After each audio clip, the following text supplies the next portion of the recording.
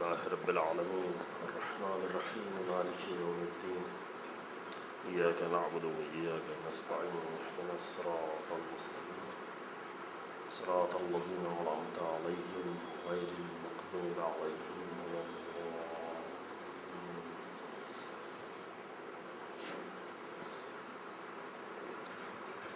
لا حول ولا قوة إلا بالله العلي العظيم.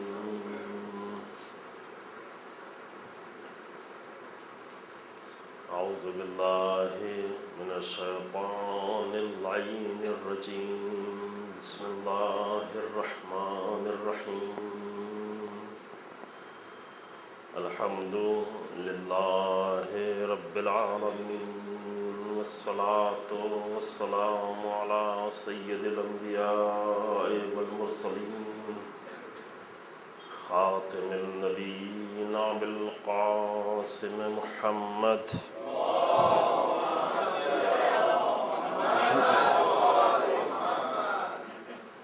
ثم الصلاة والسلام على أهل بيته المطيبين الأطهرين المعصومين المظلومين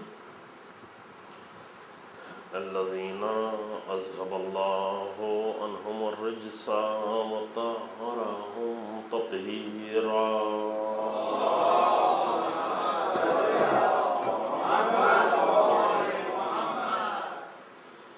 ولعنة الدائمة الباقية على أعدائهم أجمعين. أما بعد فقد قال أمير المؤمنين علي بن أبي طالب عليه الصلاة والسلام ها هنا مصارع الشاق صلوات محمد.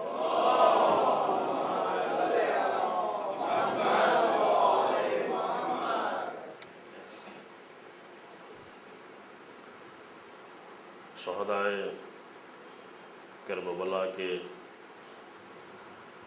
بارے میں حضرت امیر المومنین علیہ الصلاۃ والسلام کے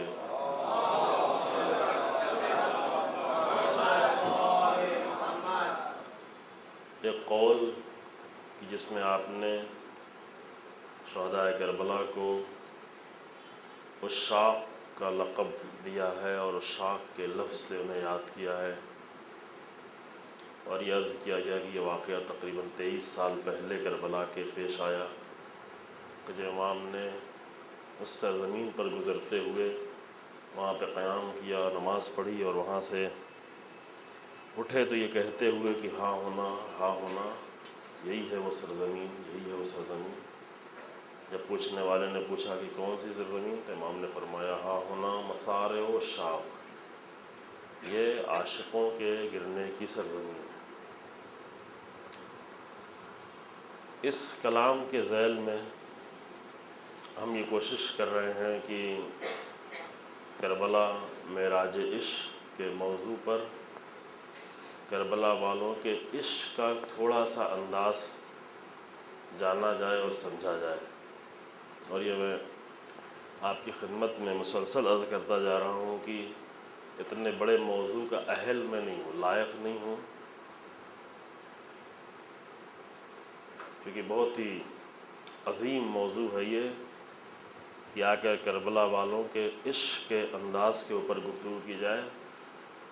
میں اپنی بہت ہی بے بذاتی کے ساتھ صرف ایک اشارے کی حد تک اور جس حد تک اپنی تمام کوتاہیوں کے باوجود سمجھنے میں آیا ہے اساتید سے، بزرگوں سے، کتابوں سے اور کربلا کے واقعات پہ فکر کرنے سے، وہ مختصر طور پر آپ کے سامنے پیش کرنے کی کوشش کی جا رہی ہے، انشاءاللہ اللہ کی بارگاہ میں قبول ہو۔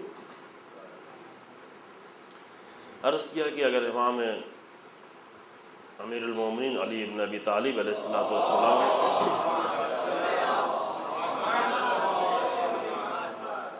کی زبان پر کربلا والوں کو اتنے پہلے کربلا کے واقعے سے یہ لقب دیا گیا ہے، تو یہ مسئلہ ایسا نہیں کہ اس سے آسانی سے گزرا جائے، بلکہ اس پر غور و فکر اور آ کر اس نگاہ سے کربلا کو دیکھنے کی ضرورت ہے۔ کل جو ہماری گفتگو ہوئی کہ کربلا کو کس نگاہ سے دیکھا جائے، سب سے بہتر نگاہ کربلا کے بارے میں وہی ہے جس کو 23 سال پہلے جس نگاہ سے امیر المومنین کربلا کو دیکھ رہے ہیں، اور جس نگاہ سے دیکھنے کے بعد امیر المومنین یہ فرما رہے ہیں کہ یہ عاشقوں کی سرزمین ہے، عشق کرنے والے میدان کربلا میں آئیں گے اور یہاں پر گریں گے، یہاں پر زخمی ہوں گے، یہاں پر خون بہائیں گے، یہاں پر شہید ہوں گے، یہاں پر ان کی قبریں بنیں گی۔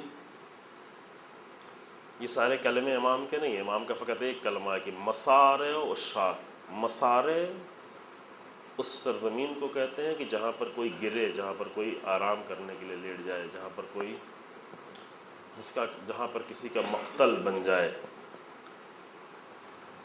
خوب اس میں کوئی شک نہیں کہ کربلا مقتل ہے، یہ سب جانتے ہیں کہ کربلا مقتل ہے، یہ سب جانتے ہیں کہ کربلا مشہد ہے، مشہد یعنی شہید ہونے کی جگہ، یہ سب جانتے ہیں کہ کربلا قربانی پیش کرنے کی جگہ ہے، لیکن کن لوگوں کے قربانی پیش کرنے کی جگہ ہے، یہ نقطہ اہم ہے، اور کس انداز سے قربانیاں پیش کرنے کی جگہ ہے، یہ نقطہ اہم ہے۔ یہ دونوں باتیں امیر المومنین نے صرف ایک کلمے میں بیان کر دی اور فرمایا کہ یہ عاشقوں کے مقتل ہے، اور ان کا انداز کیا ہوگا، وہ عاشقانہ انداز ہوگا۔ لہذا نگاہ کربلا کے بارے میں ایک نگاہ جو بہت ہی عظیم نگاہ ہے وہ ہے کہ کربلا کو اگر اس نگاہ سے دیکھا جائے۔ بس کل و پرسوں کی جو گفتگو تھی اس کا خلاصہ یہ کہ کربلا تاجرانہ نگاہ سے نہیں دیکھا جائے، کربلا کو خائفانہ نگاہ سے نہیں دیکھا جائے، خوف کی بنا پہ یہ کچھ نہیں ہوا، تجارت کی بنیاد پہ یہ سب کچھ نہیں ہوا، مجبوری کی بنیاد پہ یہ سب کچھ نہیں ہوا۔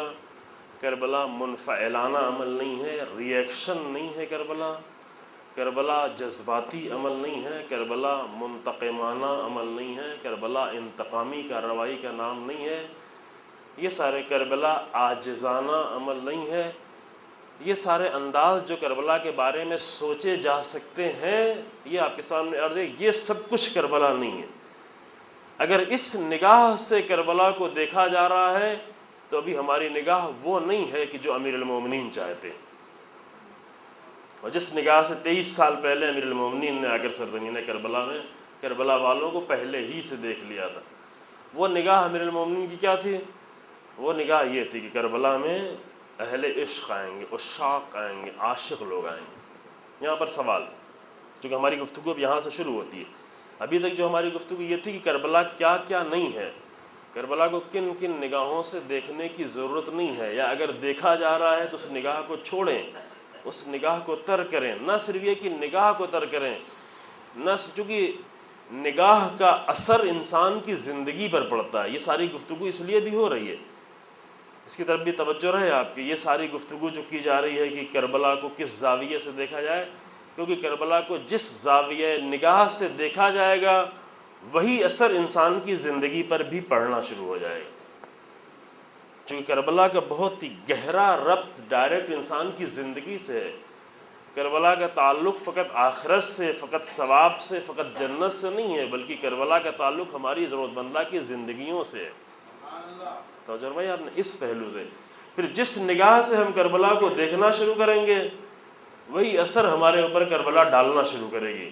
کربلا کو تجارت کی نگاہ سے دیکھیں تو تجارت کا اثر ہم پر پڑنا شروع ہو جائے گا، کربلا کو خوف کی نگاہ سے دیکھیں تو ہمارے اوپر خوف کے اثرات پڑنے، خوف کی بنیاد پر بہت کچھ چھوڑنا شروع کر دیں گے، بہت کچھ بیچنا شروع کر دیں گے، بہت کچھ فروخت کرنا شروع کر دیں گے، جو آپ کے سامنے کل بیان کیا گیا۔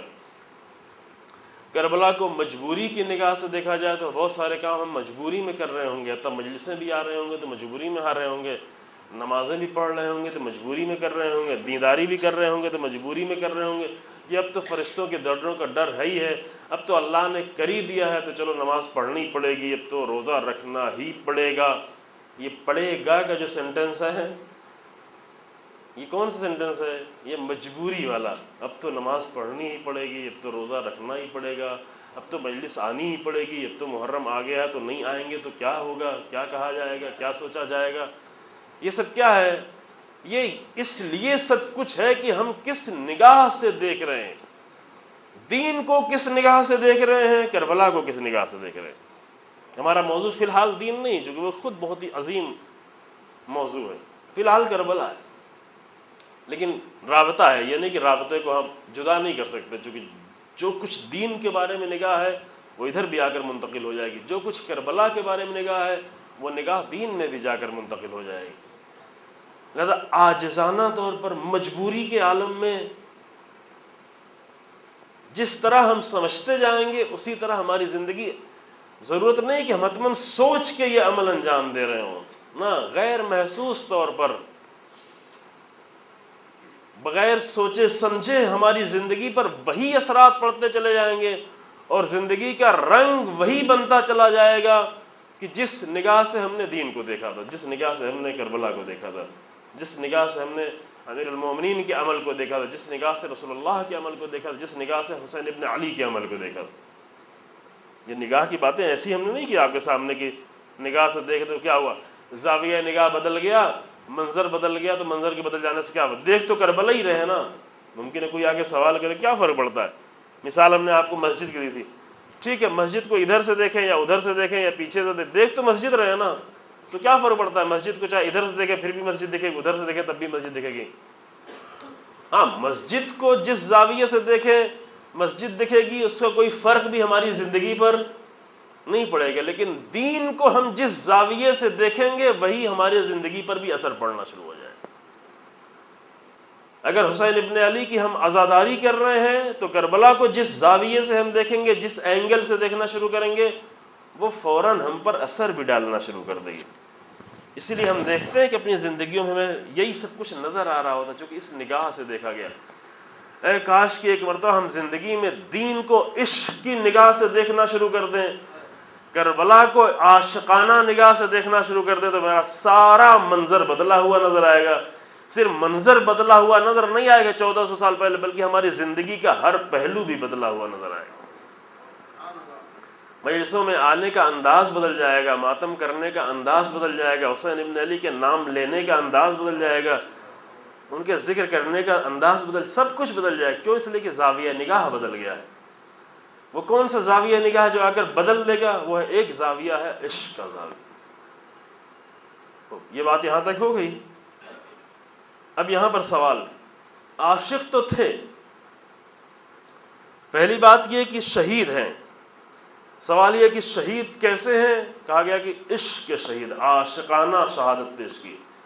اب یہ طے ہو گیا کہ عاشق ہیں، عشق کے لوگ ہیں، میدان عشق کو انہوں نے طے کیا ہے، قدم قدم پر میدان کربلا میں عشق کے میدان طے کیے گئے، عشق کی منزلیں سر کی گئی ہیں۔ تو یہ کیسے عاشق تھے، کس کے عاشق تھے؟ یہ اصلی سوال یہاں سے ہے، اور اس کے بعد یہی منظر انشاءاللہ ہماری بات کی مجلسوں میں آ سکے۔ کس کے عاشق تھے؟ کون سا عشق لے کے آئے تھے؟ بہت توجہ کریں یہاں سے، چونکہ یہ طے ہے کہ اتنا عظیم عمل انجام ہی نہیں دیا جا سکتا تجارت کی بنیاد پہ، خوف کی بنیاد پر۔ خوف کی بنیاد پر جان دی جا سکتی ہے، لیکن اتنی عظمتیں اس میں نہیں پیدا کی جا سکتی۔ تجارت کی بنیاد پہ جان بھی نہیں، کیونکہ تجارت کرنے والا ہمیشہ یہ سوچتا ہے کچھ فائدہ مجھے ہو۔ فائدے کی فکر اسے ہوتی ہے جو زندہ رہے تاکہ فائدے سے استفادہ کر سکے۔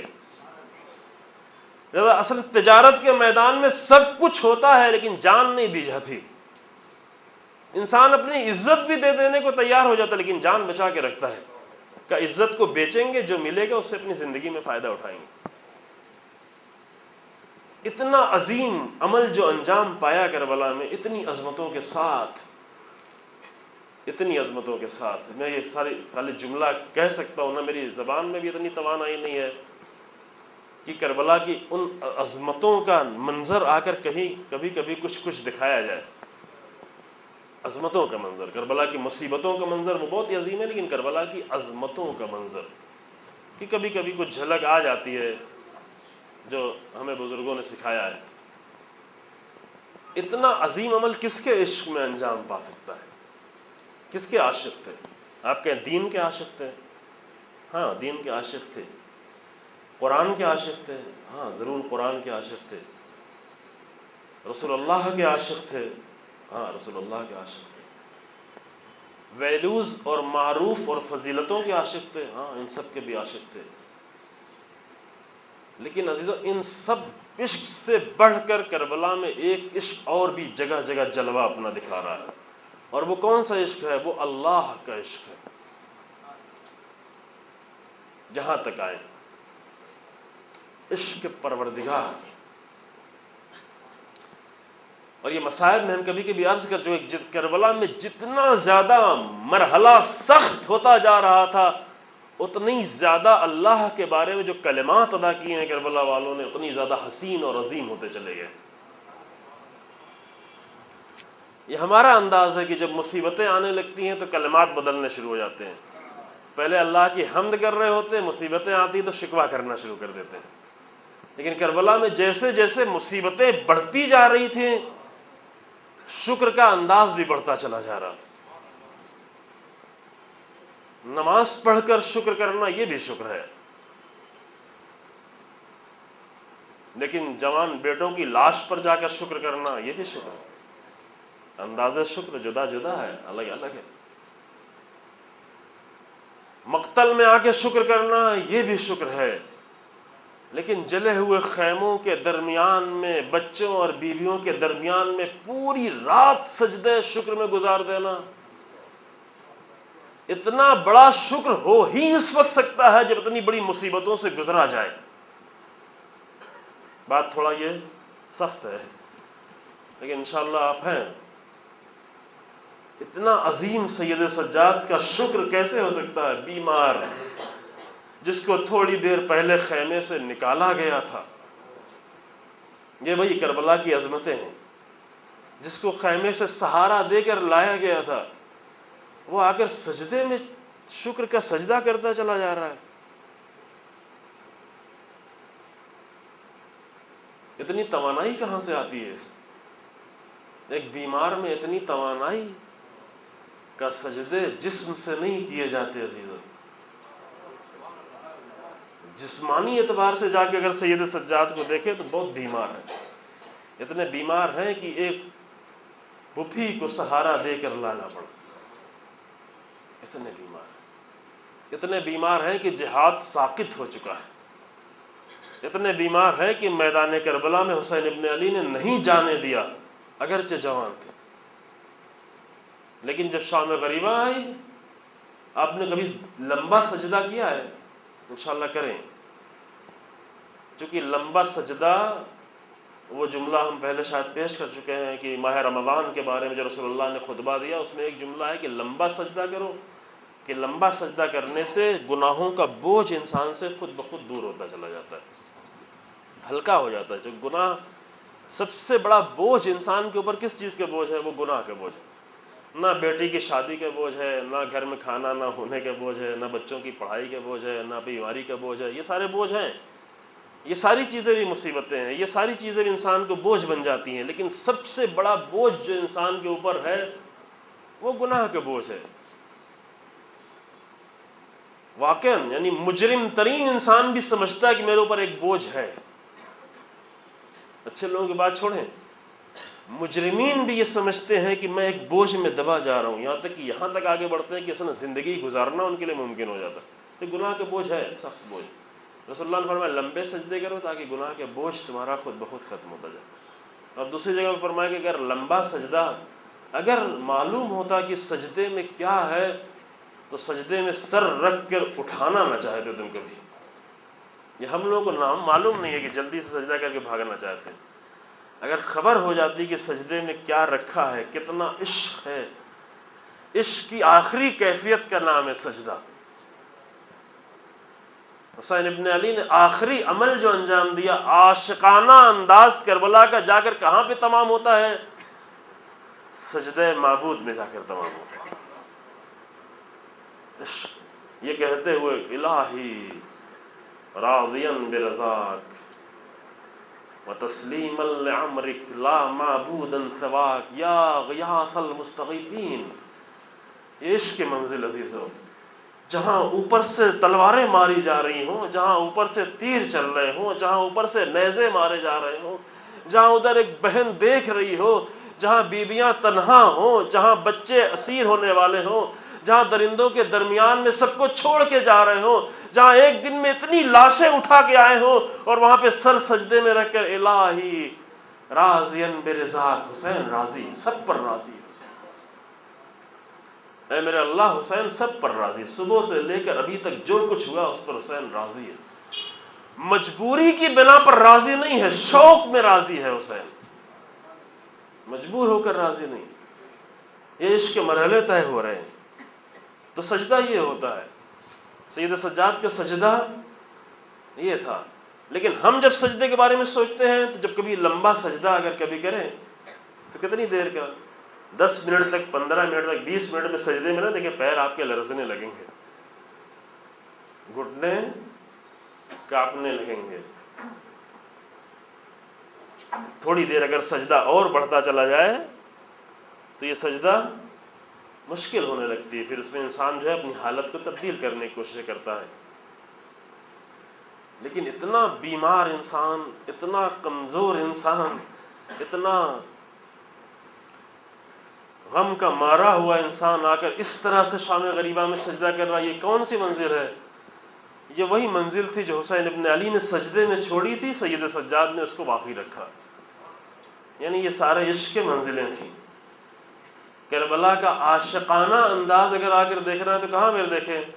حسین کے کلام میں دیکھے، حسین ابن علی کے انداز میں دیکھے، سید سجاد کے سجدے میں دیکھے، جناب زینب کے شکر میں دیکھے، ماؤں کی قربانیوں میں دیکھے، کس کے لیے قربان کر رہی ہیں۔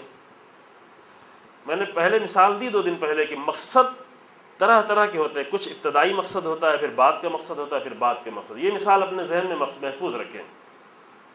یاد ہے آپ کو بچے کی مثال دی، ایک بچہ، ایک نوجوان پڑھنے کے لیے جاتا ہے، ایک مقصد یہ ہے کہ پڑھے گا تو پیسہ کمائے گا، ایک مقصد یہ ہے کہ پڑھے گا تو معاشرے میں عزت حاصل ہوگی، ایک مقصد یہ ہے کہ پڑھے گا تو ایک اچھی پرسنالٹی ڈیولپ کرے گی، ایک مقصد یہ ہے کہ پڑھے گا تو ماں باپ کی خدمت کرے گا، ایک مقصد یہ ہے کہ پڑھے گا تو گھر والوں کو عزت سے رکھ سکے گا، ایک مقصد یہ ہے کہ پڑھے گا تو کچھ لوگوں کی خدمت کر سکے گا، ایک مقصد ہے پڑھے گا تو دین کی خدمت کر سکے گا۔ لیکن یہ سب مقصد کے درجات ہیں، اور آگے بڑھ کر ایک مقصد یہ کہ پڑھے گا تو علم کی خدمت کرے گا، انسانیت کی خدمت کرے گا، یہ سب مقصد ہے۔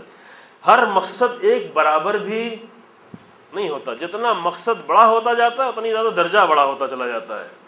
کربلا میں بہت سارا عشق ہے، لوگوں کو بہت سارا عشق ہے، دین کا عشق ہے، قرآن کا عشق ہے، وقت کے امام کا عشق ہے، رہبر کا عشق ہے، ولی خدا کا عشق ہے، لیکن ان سب سارے عشق سے بڑھ کر ایک عشق ہے جو سب پر غالب ہے، وہ اللہ کا عشق ہے، معبود کا عشق، جو پورے کربلا میں ہر جگہ نظر آ رہا ہے۔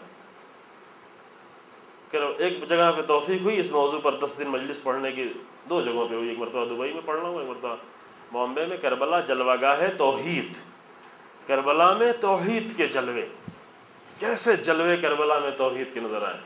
وہ توحید کے جتنے جلوے ہیں وہ سارے عشق کے جلوے ہیں۔ کوئی مجبور ہو کر اللہ پر اپنے آپ کو قربان کرنے کے لیے نہیں آیا تھا، بلکہ اللہ پر قربانی دینے کے لیے آیا تھا، تو شوق میں آیا تھا، احلا من الاصل کہتے ہوئے آیا تھا، شہد سے زیادہ شیریں کہتے ہوئے آیا تھا۔ تو جو ہوئی آپ نے جب اپنے جوان بیٹے کو مقتل میں بھیجنے لگے تو کہا اللہم اشہد علی ہؤلاء القوم، اے میرے اللہ تو دیکھ رہا ہے، بس مجھے کسی کو بھی دیکھنے کی ضرورت نہیں ہے، نہ دکھانے کی ضرورت۔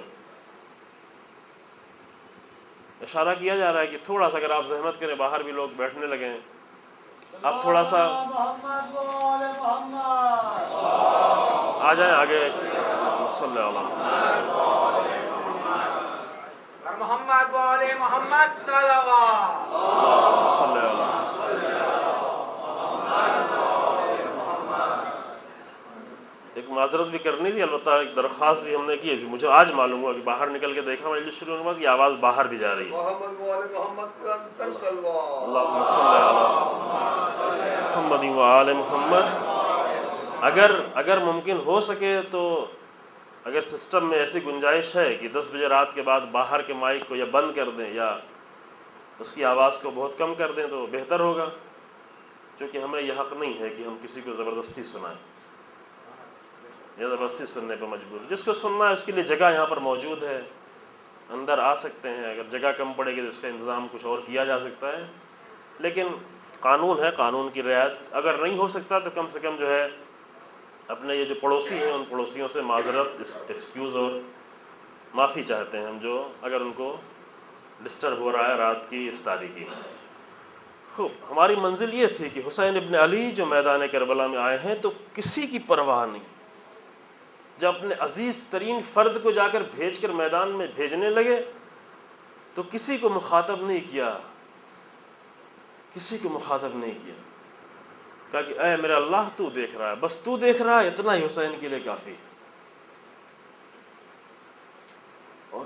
اور کچھ نہیں چاہیے. اللہم اشہد علی ہؤلاء القوم فقد برز الیہم اشبہ الناس خلقا وخلقا ومنطقا برسولک فلما اشتقنا. جب مجھے شوق ہوتا تھا, چونکہ ایک عشق تھا حسین ابن علی کا رسول اللہ کے ساتھ, ایک شوق دیدار تھا حسین ابن علی کا رسول اللہ کے ساتھ, جو بچپن میں چھوٹ گیا تھا, جو 7 سال کی عمر میں وہ عشق جو ہے چھین لیا گیا تھا, وہ عشق نہیں رہ گیا تھا. وہ شوق تھا جو علی اکبر کو دیکھ دیکھ کر وہ شوق پورا ہوتا تھا. رسول اللہ نے فرمایا, امام نے فرمایا کہ فلما اشتقنا بزیارت رسولک نظرنا الیہ, اے میرے اللہ اسے بھیج رہا ہوں, وہ جا رہا ہے کہ جب بھی میرا دل چاہتا تھا کہ جا کر رسول اللہ کو دیکھوں تو علی اکبر کو دیکھا کرتا. دن میں دل چاہتا تھا دن میں دیکھتا تھا, رات میں دل چاہتا تھا رات میں دیکھتا تھا, رات کی تاریکی میں دل چاہتا تھا, شوق تھا. تو یہ سب کچھ کیا دیکھ رہے ہیں, وہ آئیں گے کلمات اور بھی آئیں گے آپ کے سامنے کہ کہاں سے حسین ابن علی نے شروع کیا, کن جملوں کے ساتھ شروع کیا. البتہ ہم کہہ رہے ہیں ہم پورا حق نہیں ادا کر پائیں گے, اس بات کی توقع نہیں رکھیں ہم جیسے انسان سے آپ پورا موضوع کا حق آپ کو مل جائے گا, لیکن یہ بات آپ تک پہنچ جائے, یہی شروع ہو جائے, یہ بات سوچنا اس پر آپ شروع کر دیں, یہی کافی ہے. کس کا عشق تھا, کس کی محبت تھی. ایک سوال کریں آپ سے, اس کائنات میں عشق کے لائق ہے کون؟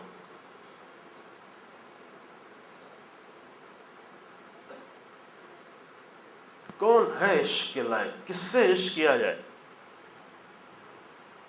ممکن آپ کے ذہن میں سب سے پہلا جو نام آئے آج محرم کا, حسین ابن علی عشق کے لائق, واقعاً عشق کے لائق. ایک کلمہ ہے ایران میں لکھا جاتا ہے, بہت پیارا, اس کا ترجمہ نہیں معلوم کر صحیح ہو پائے گا نہیں. گاڑیوں پہ عام طور سے لوگ لکھے ہوتے ہیں, یہ اچھا ہے, کر سکتے ہیں آپ گاڑیوں پر بہت ساری چیزیں آپ اپنی گاڑیوں کے ذریعے سے دوسروں کی گاڑیوں پر کرایہ کر کے ہائر کر کے بھیج سکتے ہیں. ایک جملہ بہت زیادہ محرم میں وہاں پہ لکھا ہوتا ہے, عشق ہست حسین, حسین عشق ہے, حسین عشق ہے. اب یہ ترجمہ, اب وہ جو کیفیت فارسی میں ہے اس کا ترجمہ اردو میں نہیں ہو پائے گا. کچھ توضیح دینے کی ایکسپلین کرنے کی ضرورت نہیں. عشق ہست حسین, عشق ہست ابو الفضل, عباس عشق ہے. عباس ابن علی سے جتنا بھی عشق کیا جائے کم ہے. حسین ابن علی سے جس قدر بھی عشق کیا جائے کم ہے.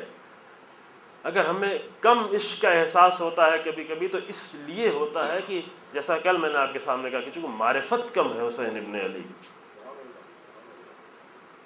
عشق ہے. لیکن حسین ابن علی سے ہم کیوں عشق کرتے ہیں, سوال یہاں پر ہے. چونکہ اصلی سوال وہ ہے کہ عشق کے لائق کون سی ذات ہے. یہ بہت ہی اہم سوال ہے. پورے اس 9 دن کی مجلسوں میں صرف یہ بات اگر آپ اچھی طرح سے محفوظ کر لیں گے تو میرے لیے کافی ہے انشاءاللہ. اتنا ہی میں اپنے لیے کافی سمجھتا ہوں کہ یہ بات آپ تک پہنچ جائے. اس پوری کس ذات کے بارے میں تصور کیا جس سے عشق کیا جائے, نہیں معلوم میں پیش کر پاؤں گا یا نہیں پیش کر پاؤں گا. کون سے نام جب آپ کے سامنے لیا جاتا ہے تو آپ کے اندر عشق کا احساس جگنے لگتا ہے, عشق کی تڑپ بڑھنے لگتی ہے, شوق بڑھنے لگتا ہے. مثال سب سے پہلے یہی ہے, ہم کہتے ہیں یا ابا عبداللہ الحسین, حسین ابن علی کا نام لکھا ہوا کہیں دیکھتے ہیں, ایک عشق کی کیفیت دل میں پیدا ہوتی ہے. یعنی ایسا نہیں ہے کہ خالی دیکھ لیا، نہیں، دیکھ کے اچھا لگتا ہے۔ نام حسین ابن علی سنتے ہیں تو اچھا لگتا ہے، نام میں ابو الفضل سنتے ہیں تو اچھا لگتا ہے نا۔ حبیب نے مظاہر کا نام سنتے ہیں کہ کس طرح سے ایک عاشق اپنے معشوق کے پاس آ گیا، کس طرح سے ایک حبیب اپنے محبوب کے پاس آ گیا، تو ہمیں اچھا لگتا ہے، بہت اچھا لگتا ہے۔ جب حر کا نام سنتے ہیں تو اچھا لگتا ہے کہ کتنے سارے محبتوں کو چھوڑ کر، کتنی ساری باطل محبتوں کو کچل کر حق کی محبت میں حسین ابن علی کے پاس آ گیا۔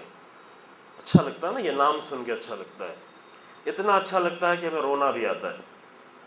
یعنی رونا ہر وقت صرف مصیبت کی بنیاد پر نہیں ہوتا، یہ رونا عشق کی بنیاد پر بھی ہوتا ہے۔ صرف مصیبت کی بنیاد پہ رونا اگر ہوتا تو بہت ساری دنیا میں اور بھی لوگ ہیں جن پر مصیبتیں آئیں۔ ابھی یہ داعش جو آج کے یزید جو کچھ کر رہے ہیں سیریا میں، جو بغداد میں، مصیبت کے لحاظ سے اگر صرف دیکھا جائے تو کچھ کم نہیں کر رہے ہیں، بہت کچھ کر رہے ہیں۔ لیکن جب مصیبت میں عشق گھل جاتا ہے، مل جاتا ہے، تو بے اختیار آنکھوں سے آنسو آنا شروع ہو جاتا ہے۔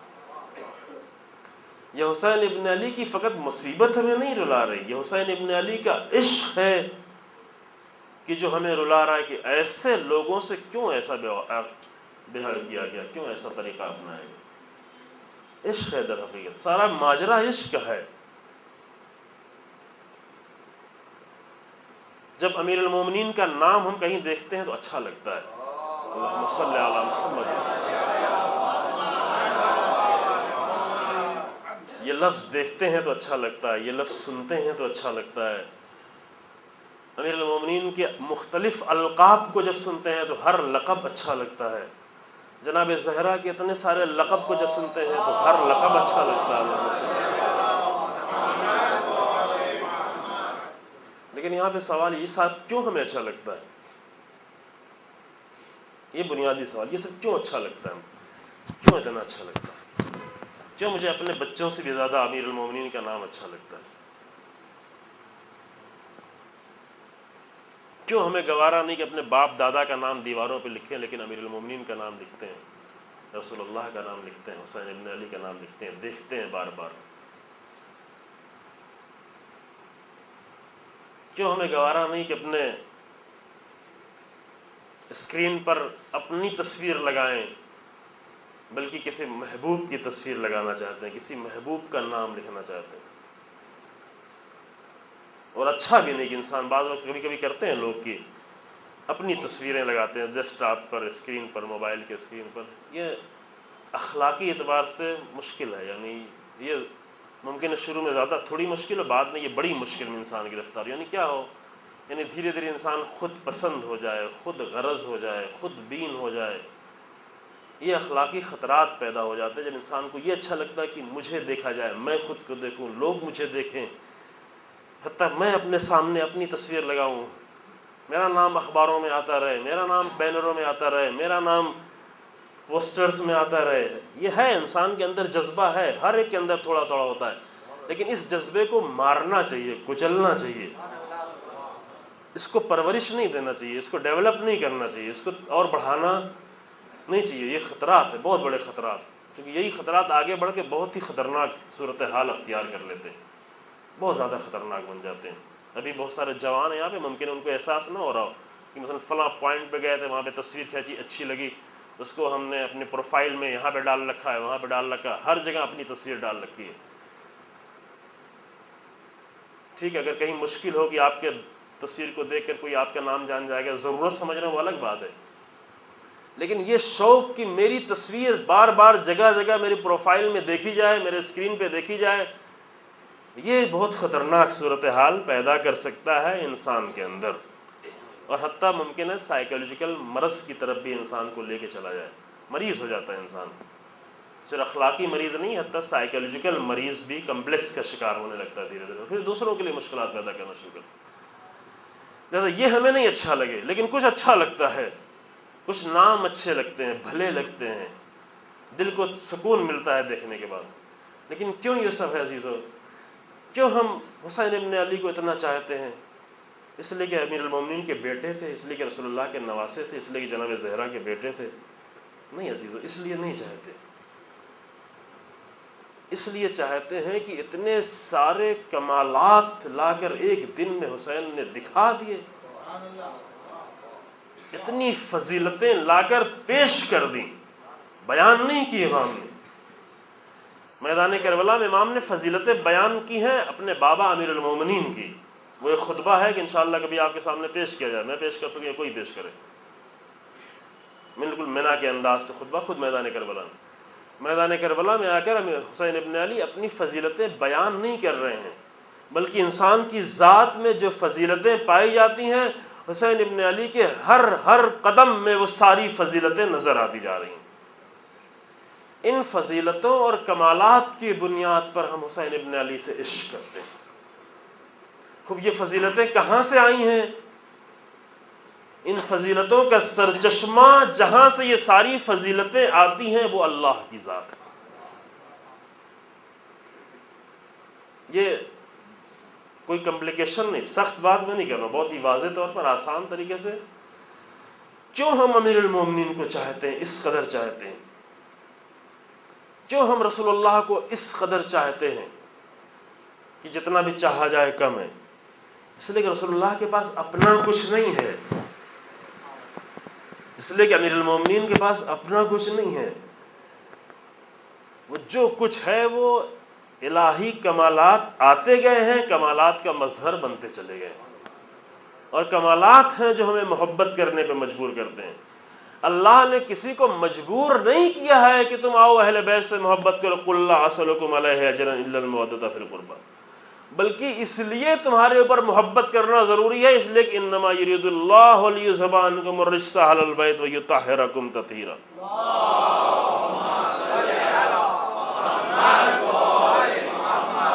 لاجک ہے اس کے اندر، لاجک ہے۔ کیوں محبت کرو؟ اس لیے نہیں کہ میں کہتا ہوں اس لیے محبت کرو، اگر اللہ کہے تو وہ بھی بندگی ہے، لیکن نہیں، اس لیے محبت کرو کہ ان کو طہارتوں کے ساتھ خلق کیا گیا ہے، عظمتوں کے ساتھ خلق کیا گیا ہے، فضیلتوں کے ساتھ خلق کیا جائے، اور انسان کو فضیلتوں سے محبت ہوتی ہے۔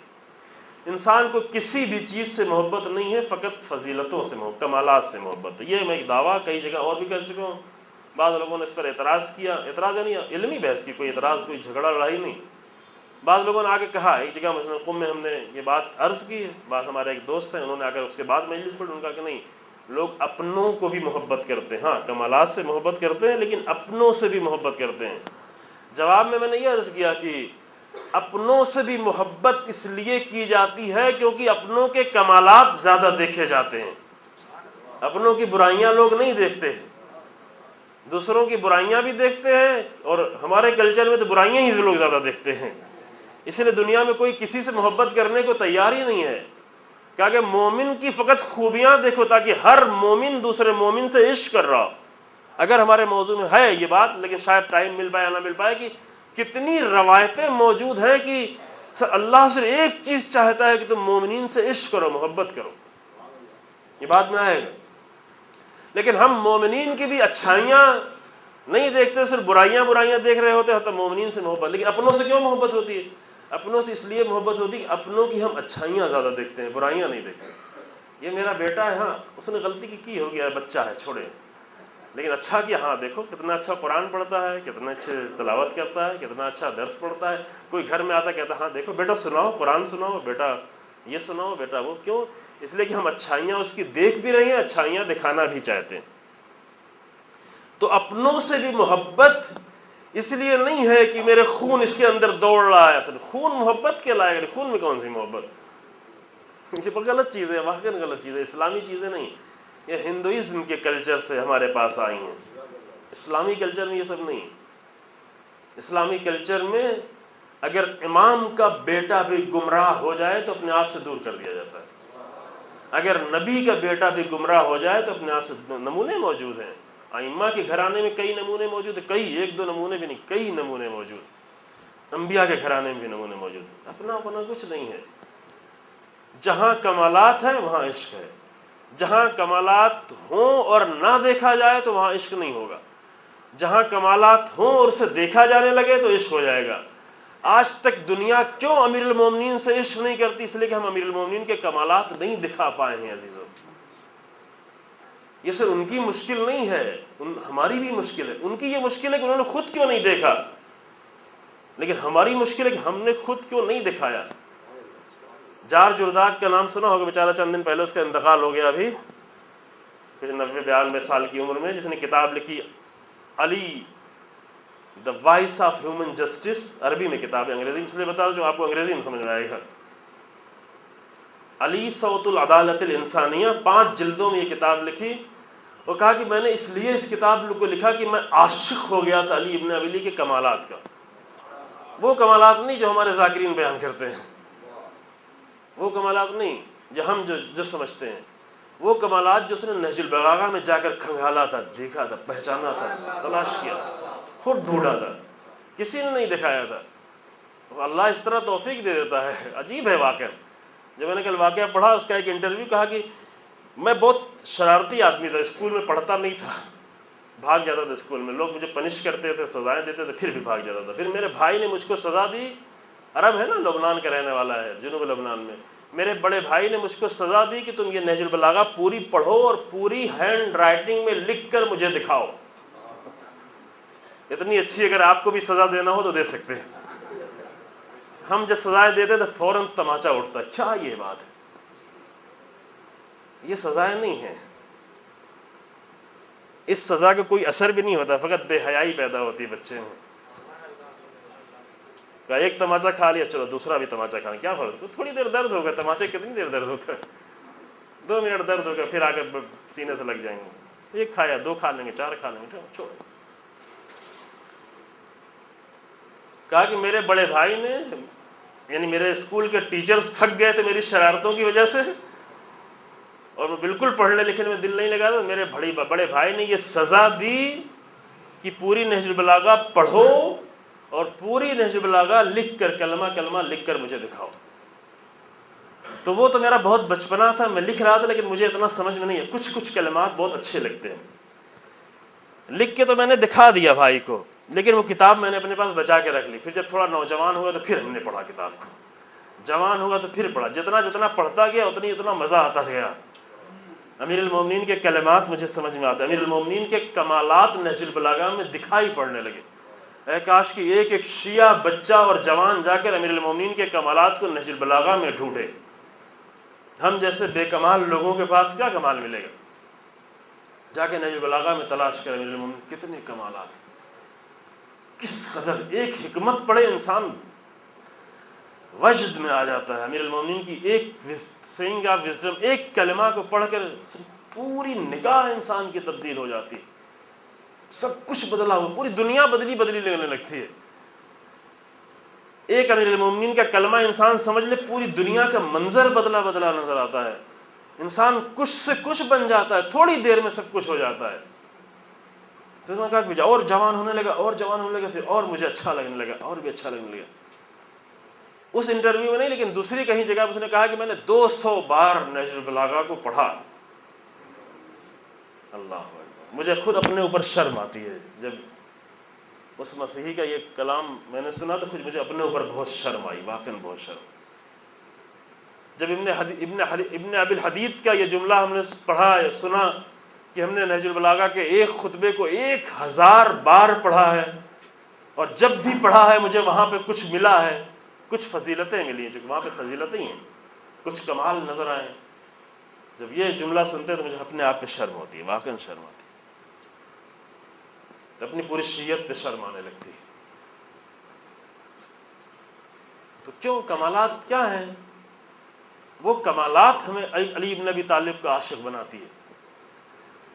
اگر کسی کو کوئی مشکل ہے تو کوئی ایسے کمالات والی فرد لا کر پیش کر دے، ہم اس کے بھی عاشق ہو جائیں گے۔ کوئی جھگڑا تو نہیں، کوئی لڑائی تو نہیں۔ جتنے بھی آپ صاحب کمال کو دنیا پیش کر سکتی ہے، صاحب کمال کی ہم عاشق ہیں، لیکن ہاں کوئی رسول اللہ جیسا صاحب کمال بن پائے گا، کوئی امیر المومنین جیسا صاحب کمال ہو پائے گا؟ اللہم صلی علی محمد۔ تو عزیزو، بس ہم گفتگو سمیٹ دیتے ہیں یہاں پر۔ تاکہ وقت میں تمام ہو جائے گفتگو، کہ جتنا بھی عشق ہمیں کسی چیز سے ہوتا ہے وہ صرف کمالات کی بنیاد پہ ہوتا ہے۔ ایک پھول میں اگر خوشبو بھی نہ ہو، اچھا رنگ بھی نہ ہو، تو آپ اس کو پسند کریں گے، اپنے گھر میں لا کے لگائیں گے؟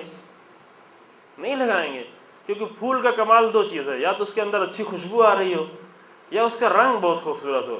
رنگ بھی مکروہ ہو، خوشبو بھی اس کی، بعض پھولوں میں خوشبو بھی مکروہ ہوتی، ہر پھول میں تو خوشبو اچھی نہیں ہوتی۔ اگر نہ اس کے اندر رنگ اچھا ہو نہ اس کی خوشبو اچھی ہو، کبھی بھی آپ تیار نہیں ہو۔ پھول سے اس لیے عشق کرتے ہیں کیونکہ اس کے اندر دو کمال پایا جاتا ہے۔ ایک بلڈنگ سے اس لیے محبت کرتے ہیں کہ یہ مسجد اتنی اچھی لگتی ہے کیونکہ اس کے اندر کچھ کمال پایا جاتا ہے، صفائی ہے، خوبصورتی ہے، حسن ہے، وہ اچھا لگتا ہے انسان کو۔ یہی بہت سارے کمالات اگر کسی انسان میں اکٹھا ہو جاتے ہیں تو وہ انسان بھی اچھا لگنے لگتا ہے۔ پھر یہ نہیں دیکھتا کہتا کہ یہ شیعہ ہے کہ سنی ہے کہ یہ ہے کہ وہ ہے، کچھ نہیں۔ قرآن نے ایک قانون بتایا، کیا کہا؟ کہ ان الذین آمنوا وعملوا الصالحات سیجعل لهم الرحمن ودا۔ دو چیزیں پیدا ہو جائے، ایمان کے کمالات اور عمل کے کمالات، دو ہی کمال کا اور کوئی راستہ بھی نہیں ہے۔ ایمان اور عمل کے کمالات، فضیلتیں تمہارے اندر پیدا ہوتی چلی جائیں تو اللہ کیا کرے؟ سیجعل لهم الرحمن ودا، اللہ لوگوں کے دلوں میں تمہاری محبتیں ڈالتا چلا جائے گا۔ سب کے لیے ہے قانون، سب کے لیے۔ آج سے یہ تجربہ کر کے دیکھیں، کل سے محبت لوگوں کے دل میں پیدا ہونا شروع ہو جائے گی۔ یعنی آج سے اپنے عمل کو اور ایمان کو بہتر کرنا شروع کریں، کل سے آپ کی بیوی اگر آپ سے اندر محبت نہیں ہے تو کل سے محبت کرنا شروع کر دیں گے۔ آپ کے بچہ بھی آپ سے کڑھتا ہے، کہتا چھوڑو اکیلا زندگی گزارنے دو، آنے سے ڈرتا ہے آپ کے سامنے، کبھی کبھی ایسے ہوتے ہیں لوگ، قریب آ کر بیٹھنا نہیں چاہتا۔ یعنی انسان اپنے اندر کمالات پیدا شروع کر دے، پیدا کرنا، دیکھیں محبت اپنے بھی کرنا شروع کریں گے، غیر بھی کرنا شروع کریں گے، سب کرنا شروع کریں گے، ساری دنیا محبت کرنا شروع کرے گی۔ ہاں، لیکن اس آیت کا سب سے بڑا مصداق کون ہے؟ اس آیت کا سب سے بڑا مصداق اہل بیت علیہ السلام کے، جو کہ سارا علم کا، اللہم صلی علی محمد، ایمان و علم کے جتنے بھی، ایمان و عمل کے جتنا بھی کمال ہم تصور کر سکتے ہیں، کمال سمجھ رہے ہیں سب نا، ہم بولتے چلے جا رہے ہیں، یعنی کسی چیز میں پرفیکٹ ہوتے چلے جانا، جتنا بھی ہم تصور کر سکتے ہیں وہ سب اللہ نے لا کر ان کے وہاں رکھا ہوا ہے، اس لیے ساری فضیلتوں کا مجموعہ۔ اب بس ایک سوال یہی کہ تمام کرے گفتگو، جب اللہ کا نام لیتے ہیں تو ہمیں کون سے عشق کا احساس ہوتا ہے؟ کیونکہ سارے کمالات جو آئے ہیں وہ اللہ کی طرف سے آ رہے ہیں اور مسلسل ابھی بھی عطا ہو رہے ہیں۔ ہمارے سوچ کے اعتبار سے اہل بیت 1400 سال پہلے ہی اتنا سب کچھ تھے کہ ہم اتنا وہاں تک پہنچ نہیں سکتے تھے، لیکن اللہ کے کمالات کو اگر دیکھیں تو اللہ کی عطا ابھی بھی جاری ہے، ابھی بھی جاری۔ حتیٰ جو ہم یہ صلواتیں پڑھتے ہیں، صلوات دعا ہے اہل بیت کی، اللہم صلی اللہ علیہ وسلم۔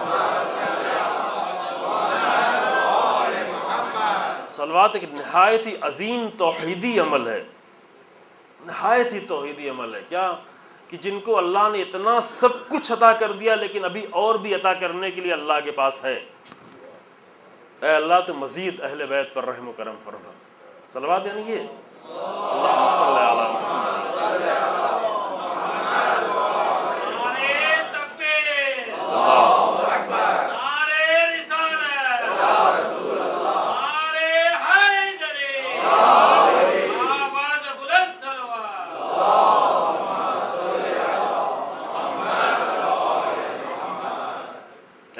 تو مزید تیرے خزانے میں بہت کچھ ہے، تیرا خزانہ جتنا تو دیتا جاتا ہے اس میں سے کچھ کم نہیں ہوتا، بڑھتا چلا جاتا ہے۔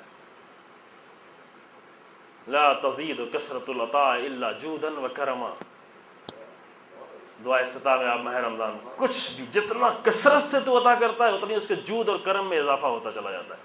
مشکل لینے والے کی، ہم جیسے لوگ لے نہیں پاتے اللہ سے، لینے والا ہو اور رسول اللہ جیسی ذات ہو تو کوثر دے کے اللہ اور بھی دیتا چلا جائے، اور بھی دیتا چلا جائے، اور بھی دیتا چلا جائے۔ امیر المومنین کی ذات ہو تو انہیں بھی کوثر عطا کر کے، اور یہ نہیں کہ رسول اللہ کو اللہ نے کوثر دیا تو فقط رسول اللہ نہیں، وہ کوثر سب کے لیے ہے، وہ کوثر امیر المومنین کے لیے بھی ہے، لیکن کوثر کا مصداق بدلتا جائے گا۔ ممکن ہے کہ رسول اللہ کے لیے کوثر جو ہے فاطمہ کی ذات ہو، اور علی بن ابی طالب کے لیے کوثر زینب بنت علی کی ذات ہو۔ ہمارے کوثر ہیں، کوثر یعنی بہت کچھ، کوثر کے معنی ہے بہت کچھ۔ بہت کچھ میں سب سے بڑی چیز کیا دی؟ نبوت دی، امامت دی، خلت دی، حبیب بنائے۔ لیکن ایک کیا بہت بڑی چیز دی اللہ نے رسول اللہ کو؟ فاطمہ جیسی ذات دے دی۔ امیر المومنین کو بھی اللہ نے کوثر دیا۔ امیر المومنین کا کوثر زینب بنت علی ہے، امیر المومنین کا کوثر ابو الفضل العباس ہے، امیر المومنین کا کوثر حسین ابن علی ہیں۔ سب کو کوثر دیا گیا۔ ہم کو بھی اللہ کوثر دینا چاہتا، لیکن ہم لینے کے اہل نہیں عزیزو۔ اللہ کی طرف سے کہیں روکا نہیں گیا ہے، رکاوٹ ہماری طرف سے، ہم لے نہیں پا رہے ہیں، لینے کی صلاحیتیں نہیں پیدا کی ہیں، ورنہ اس کوثر کے تھوڑا سا حصہ بھی ہمیں مل جائے تو ہمارے لیے بہت ہو جاتا ہے۔ لینے کی صلاحیت یعنی وہ کمالات لینے کی صلاحیت پیدا کی۔ پھر سارے کمالات کہاں ہیں؟ ذات پروردگار کی طرف سے آ رہے ہیں۔ کیوں عاشق رسول بنے؟ اس لیے کہ سارے کمالات اللہ کی طرف سے عطا کیے گئے۔ کیوں عاشق امیر المومنین ہیں؟ اس لیے کہ سارے کمالات اللہ کی طرف سے عطا کیے گئے۔ یہ درجات ہیں عزیزو۔ پھر اگر ہمیں کبھی کبھی ایسا اگر احساس ہو کہ اللہ کے نام کو دیکھ کر ہمیں وہ عشق کا اگر احساس نہیں ہو رہا، تو اس لیے نہیں ہو رہا کہ ہمیں نہیں بتایا گیا۔ کبھی ہوتا نا، ہم اور نیچے چھوٹی مثال دیں، مثلا کبھی کبھی بعض ہمارے جوان ہوتے ہیں، ان کو حسین ابن علی کے نام دیکھ کر وہ عشق کا احساس نہیں ہوتا جو ابو الفضل العباس کے نام کو دیکھ کر ہوتا ہے۔ سیدھی سیدھی بات ہے، کوئی ہم وہ تکلف تھوڑی نہیں کر رہے ہیں۔ جو رونا جناب ابو الفضل کے نام پر آ جاتا ہے، مثلا کبھی ممکن ہے وہ حسین ابن علی کے نام پر نہ ہے۔ ایسا کیوں ہے؟ ایسا اس لیے ہے کہ ابو الفضل عباس کو پوری ذات نہیں، کچھ حصہ ہم بیان کر چکے ہیں، کچھ حصہ ابو الفضل عباس کے کچھ کمالات کو ہمارے جوانوں کے سامنے بتایا گیا ہے، لیکن حسین ابن علی کے کمالات ہم نہیں پیش کر پائے ہیں عزیزوں۔ ورنہ حسین ابن علی کے ایک کمال پر ہزاروں ابو الفضل عباس ہو تو وہ سب کے سب جان دینے کے تیار ہیں، ہزاروں۔ اس کا مطلب یہ نہیں کہ ابو الفضل عباس کے سے جو محبت کا احساس ہے اس میں کچھ کمی آئے، نا، وہ اور بڑھے، اور جتنا بھی بڑھے کم ہوگا، چونکہ وہ اس لائق ہیں کہ ان سے جتنی محبت کی جائے کم ہے۔ اس کا مطلب یہ ہے کہ حسین ابن علی کے کمالات کو سمجھنے کی کوشش کی جائے، حسین ابن علی کو پہچاننے کی اور معرفت حاصل کرنے کی کوشش کی جائے۔ یہی حال کبھی آگے بڑھ کے ہوتا ہے۔ مثلا اگر کسی کو امیر المومنین کا نام دیکھ کر ایک عشق کا احساس پیدا ہو، لیکن خدا نہ خواستہ رسول اللہ کا نام دیکھ کر اگر وہ عشق کا احساس پیدا نہ ہو، تو یعنی ہم نے کچھ کمی پیدا کی ہے، ہم نے صحیح طرح سے نہیں پیش کیا۔ اس کا مطلب کبھی بھی یہ نہیں ہے کہ امیر المومنین کے عشق میں کچھ ذرہ برابر بھی کوئی کمی پیدا کرنے کی کوشش کرے۔ وہ ناقص ذہنیتیں ہیں جو کبھی ایسا تصور کریں، نہیں، امیر المومنین کے عشق کا حق ابھی ادا نہیں ہوا۔ نہج البلاغہ پڑھیں گے تو سمجھیں گے امیر المومنین کا عشق کیا ہوتا ہے۔ حسین ابن علی کی ذات کو دیکھیں گے، سمجھیں گے کہ حسین ابن علی امیر المومنین سے کتنا عشق کرتے ہیں، کس قدر عاشق ہیں۔ ام البنین سے جا کے پوچھیں گے تو جانیں گے کہ وہ ایک ولی خدا سے، شوہر سے نہیں، ایک ولی خدا کی کتنی عاشق ہے کہ 4 بیٹے شہید ہو جائے لیکن میرے ولی کی آرزو پوری ہو جائے۔ یہاں کچھ کمی کرنے کی ضرورت نہیں ہے، لیکن رسول اللہ کی صحیح معرفت کی ہمیں ضرورت ہے۔ چونکہ حسین ترین اللہ کے بعد اگر اس کائنات میں کوئی حسین ترین کلمہ ہے تو وہ محمد و علی کا کلمہ ہے عزیز۔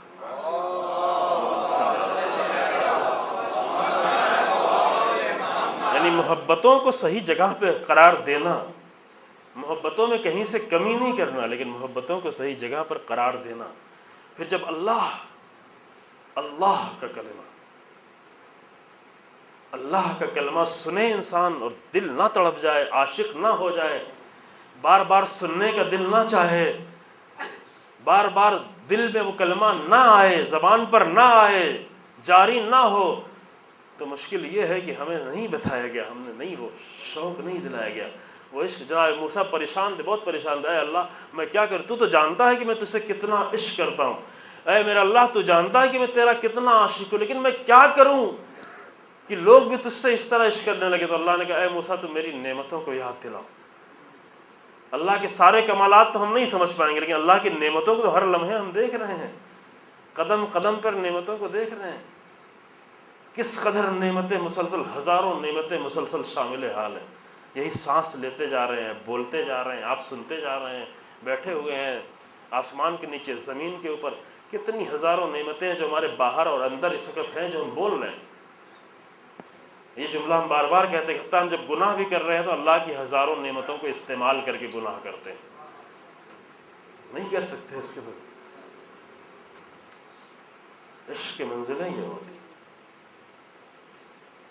لہذا وہ رسول اللہ کا وہ جملہ ہم پھر دہراتے، وقت تمام ہو گیا ہے، چھوڑیں اس کو کل پڑھیں گے انشاءاللہ، کہ جہاں پر سرحدیں آ کر معین ہوتی ہیں، واقعا معین ہوتی ہے۔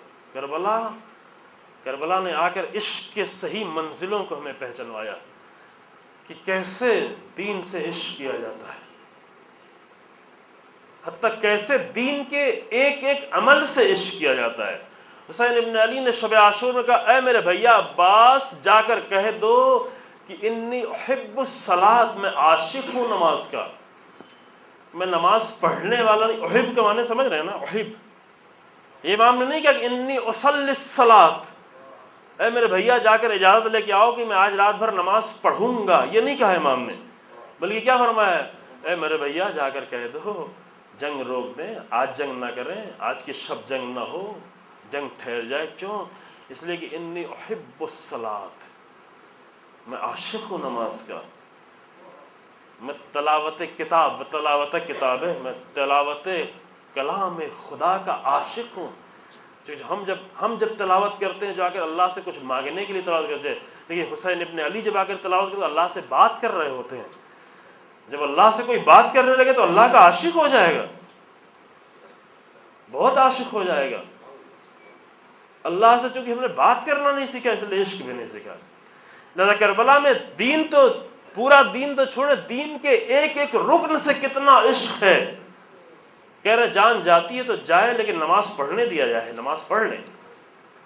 اور یہ حسین ابن علی نہیں کہہ رہے ہیں، ابو ثمامہ سیداوی کہہ رہے ہیں، ایک صحابی کہہ رہے ہیں، بہت بڑے درجے کے صحابی بھی نہیں، حبیب بن مظاہر کے درجے کے بھی نہیں ہیں، حبیب بن مظاہر کے مقام کے صحابی نہیں ہیں۔ البتہ یہ کلمات ہم کو کہنے کا حق نہیں، چونکہ وہ کہے جو جا کے درجات کو سمجھ سکتا ہو۔ ہم تو بس اتنا کہتے کہ ہاں حبیب بن مظاہر جو حسین ابن علی کی نگاہ میں تھے، وہ اور صحابی شاید نہ رہے ہوں، شاید،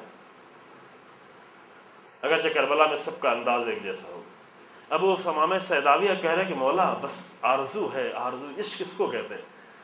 عشق کا انداز یہ ہے کہ مولا آرزو ہے کہ یہ سورج زوال کی طرف جا رہا ہے، نماز ہو جائے، آخری نماز ہو جائے، تیر، تلواریں، نیزے، حملے، خون کا یہ سب کچھ ہوتا رہے، لیکن نماز اپنی جگہ پہ ہو جائے۔ ہو گئی نماز، نماز ہو بھی گئی، زہیر آ کے کھڑے ہو گئے، سعید آ کر کھڑے ہو گئے، نماز ہونا شروع ہو گئی۔ عجب نماز، عجب نماز۔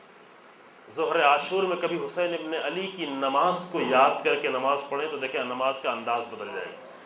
جو ہر نماز تو ایک جیسی نہیں ہوتی، ہر نماز ایک جیسی نہیں ہوتی۔ آپ یہاں کی مسجد میں کھڑے ہو کے نماز پڑھیں، اس نماز کا انداز اور ہوگا۔ مقام ابراہیم پہ جا کر کھڑے ہو کر 2 رکعت نماز پڑھے، وہ نماز اور ہوگی، ایک جیسی نماز نہیں ہے۔ کربلا میں حسین ابن علی کے زری کے قریب جہاں پہ حسین ابن علی نے سجدہ کیا تو وہاں پہ جا کے سجدہ کرے نماز پڑھے، وہ نماز اور ہوگی۔ ظہر عاشور میں حسین ابن علی کی نماز کو نگاہ میں رکھ کے ایک اللہ کے عشق کا سجدہ کیا جائے، وہ سجدہ اور ہوگا، وہ نماز اور ہوگا، بدل جائے گا۔ پھر کیا ہوا؟ زہیر زخمی کھاتے رہے، زخم ہوتے رہے، زخمی ہوتے رہے۔ آج یہیں پہ مسائل تمام کرتے ہیں، وقت تمام ہو رہا ہے۔ زخمی ہوتے رہے، تیر کھاتے رہے، 1 تیر، 2 تیر، 3 تیر، تیر کھایا جا رہا ہے۔ تیر آیا، ہڈیوں کو توڑ گیا، جسم کے اندر پیوست ہو گیا۔ پھر دوسرا بھی تیر آ رہا ہے، ایک تیر آ کے سب کچھ کر چکا ہے، ہڈیاں توڑ چکا ہے، جسم میں داخل ہو چکا ہے، خون جاری ہو رہا ہے، درد اپنی جگہ پر ہے۔ پھر دوسرا بھی تیر آ رہا ہے، لیکن ذرا بھی کوئی بھی ذرہ برابر بھی حرکت نہیں ہوئی کہ ایک تیر سے اتنی تکلیف ہو رہی دوسرے تیر کو تھوڑا سا روکیں، کچھ کریں۔ تیسرا تیر آنے جا رہا ہے، چوتھا تیر آنے جا رہا ہے، 5واں تیر آنے جا رہا ہے، کتنے تیر آنے جا رہے ہیں، لیکن کھڑے ہوئے ہیں۔ کیوں کھڑے ہوئے ہیں؟ اے زہیر کیوں کھڑے ہوئے ہیں؟ کہا یہ کوئی بھی نہیں کرا سکتا، فقط عشق کرا سکتا ہے یہ کام۔